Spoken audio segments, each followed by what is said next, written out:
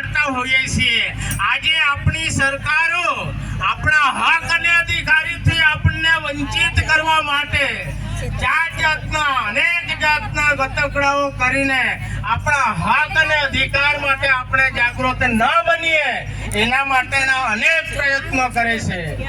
હવે તમામ કાર્યકર મિત્રો જે છે એ આ બાબતે જાણો જ છો, જાણકાર છો, લડો જ છો। લડવા માટે બીજાને તૈયાર કરો એવી આ મંચ ઉપરથી આદિવાસી પરિવાર વતી આપ સૌને વિનંતી કરું છું।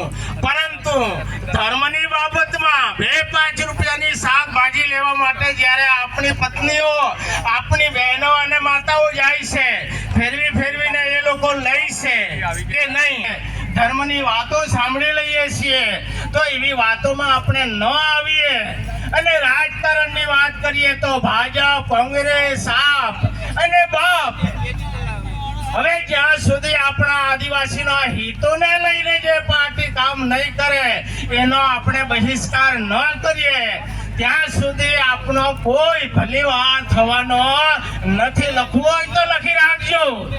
જ્યાં સુધી આદિવાસી સમાજની વાત અથવા આદિવાસીના હિતોને જે લોકો ધ્યાન નહીં આપે તો એવા કોઈ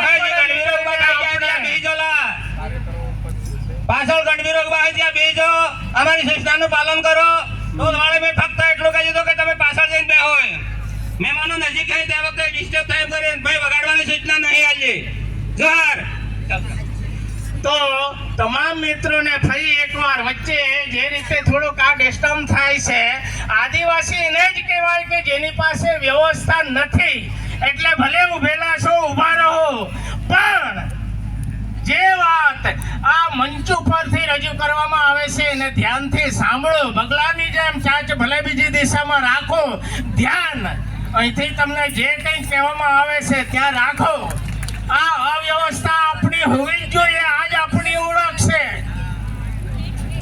અને જો સભ્યતાની વાત કરીએ તો મંચ ઉપર ગમે ત્યાં આપણે બીજાની જેમ ગોઠવાઈ જઈએ એ સમાજ આપણો નથી। હા, જયપાલસિંહ મુંડાએ આપણને કીધું છે કે લોકશાહીના પાઠ માત્ર ને માત્ર આદિવાસી સમાજ જ બીજાને શીખવી શકે એમ છે। આ વાત જરાય ખોટી નથી।